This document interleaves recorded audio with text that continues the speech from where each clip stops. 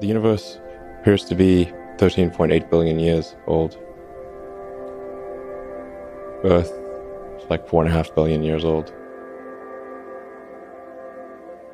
In another 500 million years or so, the sun will expand and probably evaporate the oceans and make life impossible on Earth, which means that if it had taken consciousness 10% longer to evolve, it would never have evolved at all. Just 10% longer. And I wonder how many dead one-planet civilizations there are out there in the cosmos that never made it to the other planet and ultimately extinguished themselves or were destroyed by external factors. Probably a few.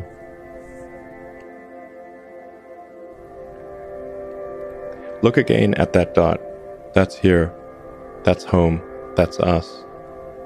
On it, everyone you love, everyone you know, everyone you've ever heard of, every human being who ever was, lived out their lives.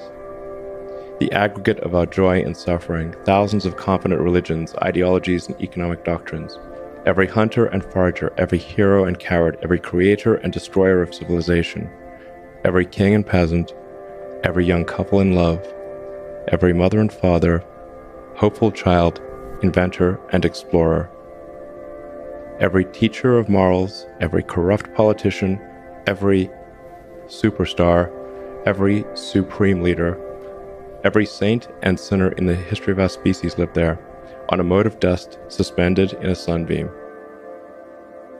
Our planet is a lonely speck in the great enveloping cosmic dark. In our obscurity, in all this vastness, there is no hint that help will come from elsewhere to save us from ourselves. The Earth is the only world known so far to harbor life. There is nowhere else, at least in the near future, to which our species could migrate. This is not true. There are really two fundamental paths. History is going to bifurcate along two directions. One path is we stay on Earth forever, and then there will be some eventual extinction event. I don't have an immediate doomsday prophecy, but it's eventually, history suggests there will be some doomsday event. The alternative is to become a spacefaring civilization and a multi-planet species, which I hope you would agree that is the right way to go. Should be concerned about demographic implosion. So if you look at countries like Japan, most of Europe, China, and you look at the birth rate in a lot of those places is only at about half of the sustaining rate. When you have an inverted demographic pyramid, so if you look at the pyramid, you've got age striation. 60-year-olds, 50-year-olds, 40-year-olds, 20-year-olds, like sort of a demographic pyramid. Right. And in some countries, it's like an upside-down pyramid, so it'll sort of fall over. It will not stand. What we'll actually have in those countries is a very high dependency ratio, where the number of people who are retired is very high relative to the number of people who are net producers. And so you cannot, the social safety net will not hold. We didn't evolve for this because we sort of evolved to just always procreate, and there wasn't birth control or anything. Right. Just like have lots of babies. It's like pop the course, and like hopefully some of them would survive. That was like all of human history until very recently. And now it's, you've got cases like Japan where adult diapers outsell the baby diapers. Europe's in a similar situation. China's headed the same way because they've had the one-child policy, and then even though they've relieved the one-child policy, the social norm has become to have an average of one kid. So even when they relieved that requirement, it didn't change. You can imagine, like people sometimes say, well, what about immigration? It's like, okay, look, there's 1.5 billion people in China. Where is China going to get 700 million new people? Okay, that's like 3 Indonesias.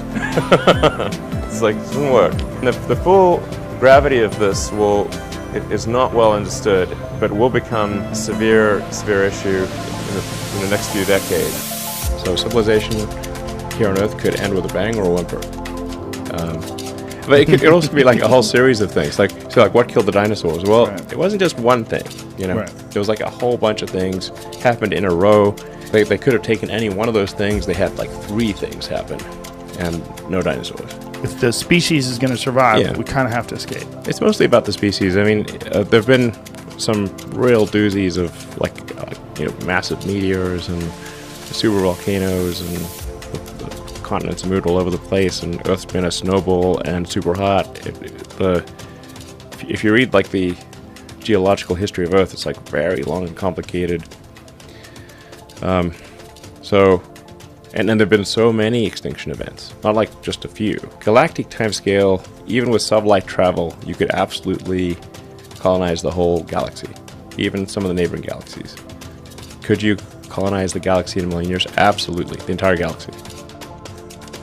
Why do we need to build a city on Mars with 1 million people on it? Yeah, I think it's important to have a future that is inspiring and appealing. I mean, I just think that there have to be reasons that you get up in the morning and you want to live.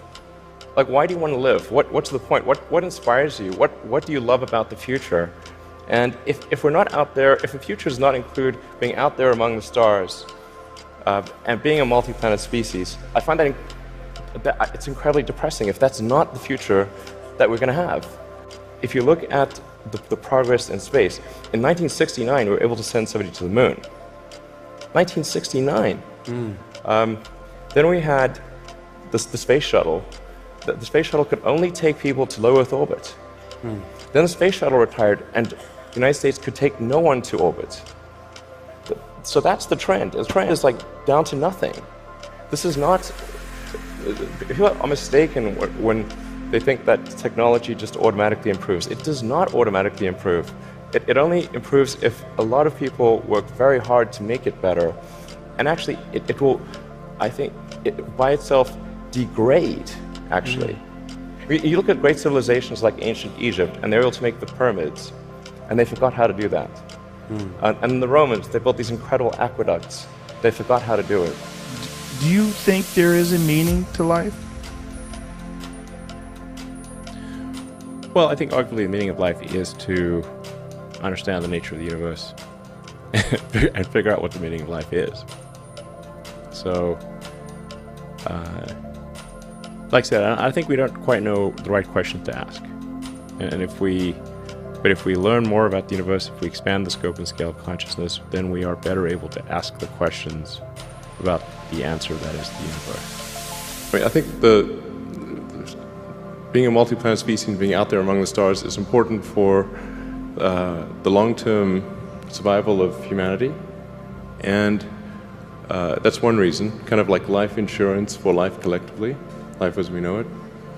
But then the part that I find personally most motivating is that it creates a sense of adventure, and it makes people excited about the future.